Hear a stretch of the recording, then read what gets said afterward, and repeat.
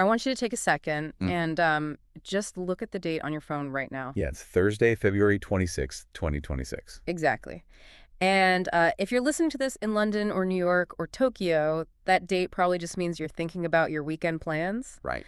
But if you are in Juba or if you are watching the diplomatic cables coming out of East Africa right now, that date isn't just a regular day on the calendar. It's basically a siren. It is a very loud and very insistent siren. Because as of this morning, we are exactly to the day 10 months out from the scheduled December 2026 elections in South Sudan. 10 months. Yeah, and I think for most people, the word election conjures up images of debates and posters and maybe some baby kissing. Right, the whole democratic theater, the bunting and the speeches. Exactly. Yeah. But what we're seeing in the source material today, specifically this governance report titled The Fragile Republic and the Raw Transcripts from SS-24, it is not theater. It is a collision. Yeah, it really is. You have the African Union screaming from the sidelines in Addis Ababa. You have a massive crackdown on the judiciary inside Juba. And then sitting quietly in the background, you have this $2 billion gold deal that might just be the engine funding the whole chaotic machine. And that's the signal we need to find today on this deep dive. Because looking at the stack of documents, it feels like everyone is just shouting past each other. Absolutely. You know, you have the African Union saying reform before you vote. You have the government in Juba saying voting is the reform. And then you have the opposition quite literally sitting in jail. It's a classic deadlock, but one with incredibly high stakes. The sources are arguing that this specific 10-month window starting right now is the difference between the survival of the 2018 peace agreement and a total slide back into civil conflict. So let's not bury the lead here. We have a massive menu to get through for you today. Yeah. We need to untangle three main threads.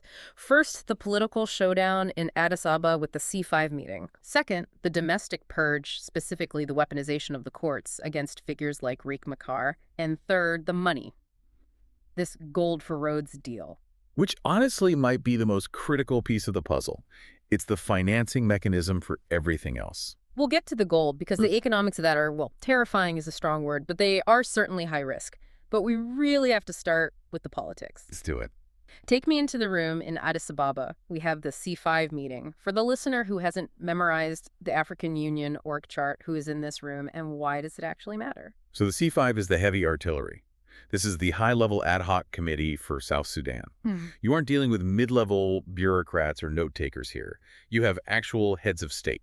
Okay. And sitting at the head of the table, you have South African President Cyril Ramaphosa. Which is significant in itself, isn't it? I mean, South Africa has a very specific history with the SPLM, the Sudan People's Liberation Movement. They really do. They've been involved in the reunification talks for years. Ramaphosa isn't a casual observer here. He's got skin in the game. So when he calls a meeting, Juba pays attention? He is deeply invested. He's been trying to broker peace within the fractured factions of the SPLM since the Arusha Accords years ago. So yes, when Ramaphosa calls a meeting in Addis, Juba has to pick up the phone. And who else is there? Alongside him, you have representatives from IGD. That's a regional bloc, right? Exactly. The neighbors. Yeah. Kenya, Uganda, Ethiopia. These are the countries that actually bear the brunt of the refugee crisis if South Sudan explodes. Okay, so the neighbors are nervous. The Fragile Republic report mentions that the mood in this meeting was, to put it mildly, hostile. What is the specific grievance here? Is it just that things are moving too slowly? It's much more than just speed. It's about sequence. The C5 issued a communique that is essentially an ultimatum. They are looking at the checklist from the 2018 Revitalized Peace Agreement, the RARCSS, and they're seeing a lot of blank boxes. Like what? The census, not done. The permanent constitution, not drafted. The unification of the forces, stalled out. But the election is in December. We are in February. Theoretically, can't you run an election without a census? Other countries do it in emergencies, right? Technically, maybe. You can rely on old data or estimates, but politically, in this specific context, it's a nightmare. Why is it such a deal breaker? Because if you don't know how many people live in a district, you don't know how many parliament seats that district gets. And in a country where districts are often drawn along ethnic lines, getting the count wrong isn't a clerical error. It's a political weapon. It's a trust for violence. It tells one group you don't matter. Your voice isn't counted. So the AU looks at this and just says, you guys aren't ready. They are saying if you rush this vote, without those foundations, without the census, without the Constitution, you aren't solving a legitimacy crisis. Yeah. You are creating a security crisis. They are pushing the reforms first argument really hard. Okay, but let's play Juba's advocate for a second, because the Yeah. government isn't just sitting there twiddling their thumbs, right? They have a counterargument. The transcript from SS-24 quotes government officials basically saying that delaying the election is the real risk. That's their legitimacy defense. The government's argument is, look, we have been in a transition period for years. We are running on a mandate that has been extended and extended again. Which is true. It is true. And they say the people are tired of a transitional government. They want an elected government. If we delay again, who are we? We become a de facto dictatorship by default. I mean, there is a logic to that. At some point, you have to rip the Band-Aid off and vote. You can't stay in a transitional holding pattern forever. There is logic, yes. But the AU argues it's a trap. If you vote, but the opposition doesn't accept the rules of the game because the Constitution wasn't finished, the loser will not accept the result. Right. And in South Sudan, when the loser doesn't accept the result, they don't just file a lawsuit in civil court. They mobilize a militia. Which brings us to the losers, or rather the opposition. You can't have an election if there's no one to run against. And this is where the timeline gets really dark. We need to talk about Riek Machar. The Machar factor. You literally cannot discuss the modern history of South Sudan without him. Remind us of the status quo here, because depending on which news cycle you tuned into over the last decade, he's either the vice president, a rebel leader, or in exile. Where is he right now today, February 26, 2026? He is under house arrest, and he has been since March 2025. Wow. Okay. But the situation escalated drastically in September 2025. That's when the government formally suspended him and slapped him with charges of treason, murder, and crimes against humanity. Treason. That's the Yeah. checkmate charge. That's not a slap on the wrist or a minor corruption probe. It is the ultimate charge. It's the charge you use when you want to lock someone away and throw away the key. Mm. These charges are linked to violence in Upper Nile State, which, to be fair, was brutal. There were genuine atrocities committed there. But the timing is suspicious, isn't it? I mean, you charge the main opposition leader, the guy who signed the peace deal with you, with treason, just as the election countdown really begins. Precisely. And that's what the C5 in Addis Ababa seized on. In their statement, they controversially called for the government to consider releasing Machar as a confidence-building measure. Wait, let me get this straight. The African Union asked a sovereign government to release a man charged with treason. That seems unprecedented, or at least very bold. It's incredibly bold. Yeah. It shows how desperate the international community is right now. They know that an election without Machar, or at least without his faction, the SPLM-IO feeling included, is a sham. It's a one-horse race. So they're prioritizing the politics over the judicial process. Effectively, yes. They are saying, we don't care about the legalities right now, we care about the politics. Let him out so you can have a real conversation and actually run a credible election. And I'm guessing the government in Juba didn't say, sure, Cyril, whatever you say, we'll open the gates. Not even close. Yeah. We have a statement here from Eten Gika Atenge, the information minister. He went on the offensive immediately. He pulled the separation of powers card. Oh, of course. He told reporters that the executive branch cannot interfere with the judiciary. We'd love to help, but the courts are independent. Our hands are tied. Exactly. He said he's charged with a crime. We are a nation of laws. If we just release him because Nigeria or South Africa asked us to, we are undermining our own sovereignty. Which, on paper, is the correct democratic answer. If a U.S. president just released his rival from jail because the UN asked people would go nuts, it sounds like they are defending the rule of law. It is the correct textbook answer. But the Fragile Republic report basically tears that argument to shreds. It asks a simple, devastating question. Is the judiciary actually independent? What's the verdict from the report? The data says no. The report documents a pattern that suggests the courts are less of a check on power and more of a tool for political realignment. Realignment. That's a very polite euphemism for a purge. It is a purge. Look at the timeline in the source notes. It's not just Machar. Let's look at Dr. Marial Dongrin Ater. He was the former finance minister. This was the arrest in Rumbek, right? The Right. pre-dawn raid. Yes. February 2026, just a few weeks ago. Special forces pick him up, fly him to Juba. No public charges were disclosed. No grand treason statement.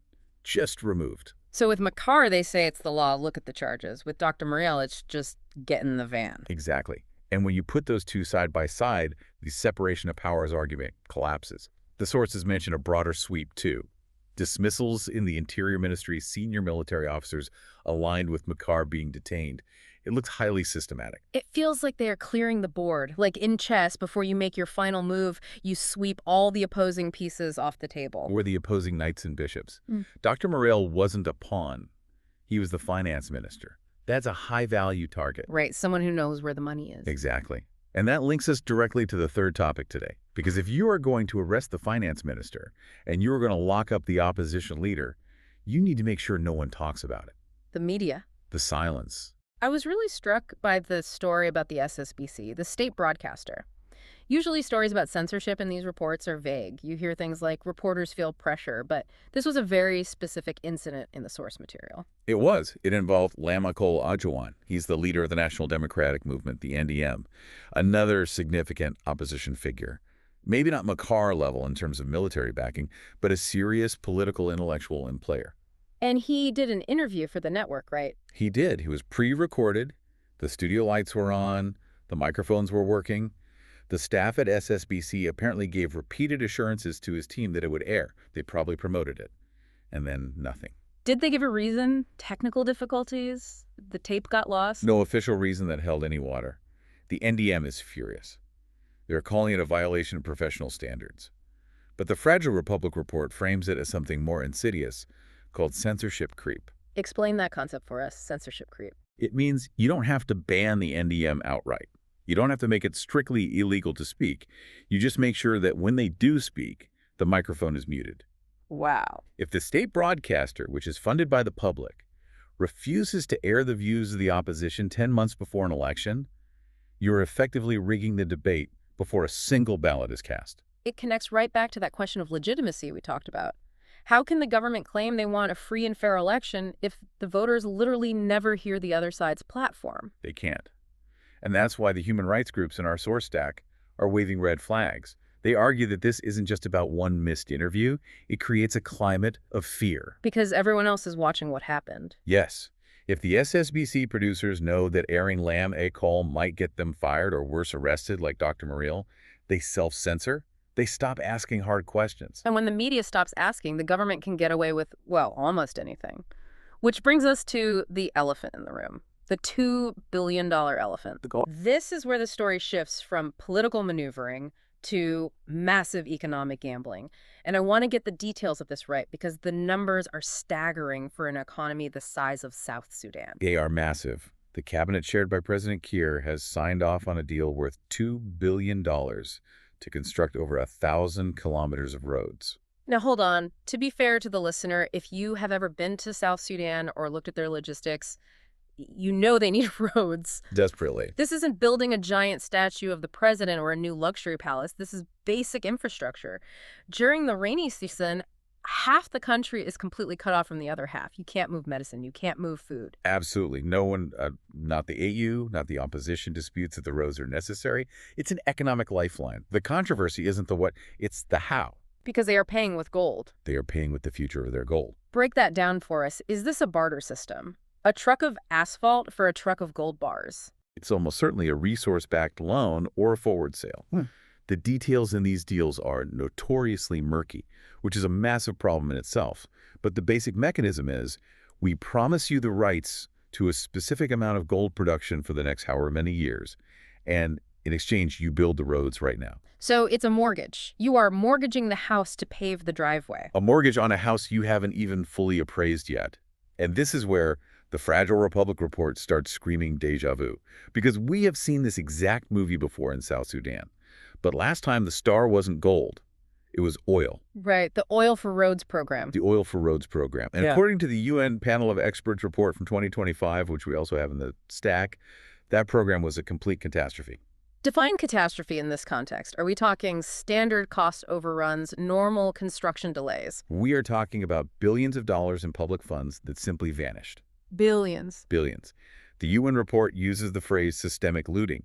They couldn't find the money, and in many cases, they couldn't find the roads. Wait, so they pumped the oil, sold, the oil took on the debt, and the roads were never even built. Large sections were left unfinished or never even started.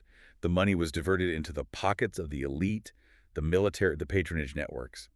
The UN explicitly linked this looting to the hunger crisis in the country. They drew a direct line. They did. They said people are starving because the money meant for development was stolen. That is a damning indictment. So now civil society looks at this new gold deal and says, you want to do this again. Exactly. Their argument is you failed to manage the oil revenue transparency. You have no independent oversight right now. Remember, the finance minister was just arrested. You have no free press to investigate the contracts. And now you want to leverage a finite resource like gold. And gold is different from oil, isn't it? Oil flows. Gold you have to dig. Once it's gone, it's really gone. It is a non-renewable asset. If you leverage it poorly, you are stripping the country of its wealth and leaving the very next generation with nothing but the debt payments. It's what economists call a debt trap. But the government is pushing ahead anyway. Why now? Why is this so urgent right now, 10 months before the vote?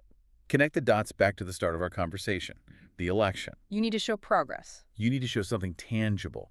If you are the incumbent government and the economy is struggling and you are facing international pressure, what is the best way to win votes? You start moving earth. You show people bulldozers. You say, look, the road is coming. So the gold deal is essentially a massive campaign war chest. It functions as one yes. A $2 billion injection of activity into the economy allows for a lot of patronage. It creates contracts, it creates jobs, it creates loyalty among regional leaders who get those roads. But at what cost? That's the lingering question. The cost is the future solvency of the entire state. This leads me to a theory I want to run by you. When we look at these four things, the AU, pressure the Machar, arrest the media silence, and the gold deal, they look like separate news stories on the surface. But do you think they are actually one coordinated strategy? It's very hard to see them any other way at this point. If you look at it as a strategy of consolidation, it all fits perfectly together. Walk us through that strategy as you see it based on the sources. Okay. Step 1. You secure the political field. You remove the biggest threat to your power, which is Machar. You use the courts to do it so it looks legal to the outside world. Right. Step 1 done. Step 2, you secure the narrative. You silence the SSBC and create that climate of fear we talked about so no one inside the country can question step 1. Okay. Step 3, you secure the resources. You lock in the gold deal. This gives you the liquid cash you need to run the state machinery and pay the army and build patronage networks during the election year. And then step 4. Force the election. You defy the AU, you ignore the calls for institutional reform, and you get to the voting booth while you have control of all the pieces on the board. It's a blitz. It's an absolute sprint to December. It's a high-stakes gamble because the one variable they can't fully control is the people. And the Fragile Republic report warns that if you close off all peaceful avenues for change, if you rig the courts, silence the press, and steal the money, people don't just give up. They get angry. And in South Sudan, anger has a lot of history. And a lot of weapons. This brings us to the synthesis part of our deep dive today. The sources identified 4 crossroads, 4 binary choices that the nation is facing right now. I want to go through them because I think they perfectly summarize the tension we're looking at. The first one was justice versus political compromise. Right. This is the Machar dilemma we discussed. Do you pursue justice, prosecuting him for treason because he allegedly committed severe crimes, or do you pursue political compromise, releasing him to ensure the political peace holds? And where do they stand? The government has chosen justice, or at least the appearance of it. The AU is begging for compromise. And historically in peace processes, compromise usually has to come before justice, or you never get the guns to stop firing in the first place. The second crossroad elections now versus reforms first. This is the Addis Ababa fight. Juba wants the vote now to get their legitimacy back. The AU wants the reforms first to ensure safety and stability. You can't really have both. At this point, the timeline is just too tight. 10 months is not enough time to do a national census and a permanent constitution properly if you haven't even started. The third one is the one that really hits the wallet. Development versus debt. The gold deal. Do you build the roads now for development at the massive risk of bankrupting the future with unmanageable debt? And specifically, is it smart development or is it lootable development? The sources lean heavily toward the latter risk, given the history. And the final one, national unity versus deeper division. And this is really the sum of all the others. Every move the government makes right now, arresting opponents, censoring media, pushing unilateral resource deals, might strengthen their grip in the short term, but it deepens the division in the country. It pushes people away. It creates massive grievances. And grievances historically in South Sudan lead straight back to conflict. Exactly. The government argues that sovereignty allows them to make these choices. They say we are a sovereign nation. We don't take orders from Addis or the UN. But sovereignty implies a fundamental responsibility to protect the state. The AU's warning is that these choices are endangering the very survival of the state. It's a complete standoff. Juba says, respect us, and the AU says, please don't break the country again. And the clock is just ticking. December 2026 is coming, whether they are ready or not. You know, when we started this, I thought the election date was the main story. But the more we unpack these sources, the more it feels like the election is just the finish line of a race that is currently being run in the dark with elbows flying everywhere.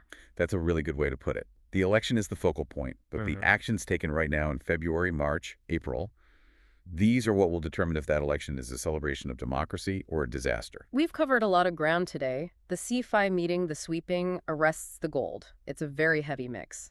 It is. It's a perfect storm scenario. You have a contested timeline, a crackdown on high-profile opposition censorship of the public airwaves, and a massive leverage of natural resources. Any one of those would be a national crisis, all four happening together. That's a defining moment in a nation's history. I want to leave you, the listener, with something to think about. We've talked about the gold and we've talked about the arrests. The sources ask if using gold to fund roads is smart development or a dangerous gamble. That's a valid economic question. Definitely. But here's the deeper question that keeps nagging at me after reading all this. We know the oil for roads money vanished. Billions gone. No one knows where. Right. And we know the judiciary is currently busy locking up the opposition and is accused by human rights groups of lacking any real independence. Correct. So if the money goes missing again, who is going to investigate? That is the truly chilling part. Right. If the opposition is sitting in jail and the journalists are silenced and the courts are perfectly aligned with the executive who is left to ask where the gold went, There is no check. There is no balance. it's not just about mortgaging the gold. It's about methodically removing the only people who would notice if the mortgage payments were stolen. And that ultimately is the cost of silence in a democracy. A heavy thought to end on, but a necessary one. We will be watching this clock closely. February 26th is just the start of the countdown. I'll definitely be watching. Thanks for joining us for this deep dive. If this helped you understand the signal and all this noise, share it with someone who needs to know what's really happening in South Sudan. Until next time.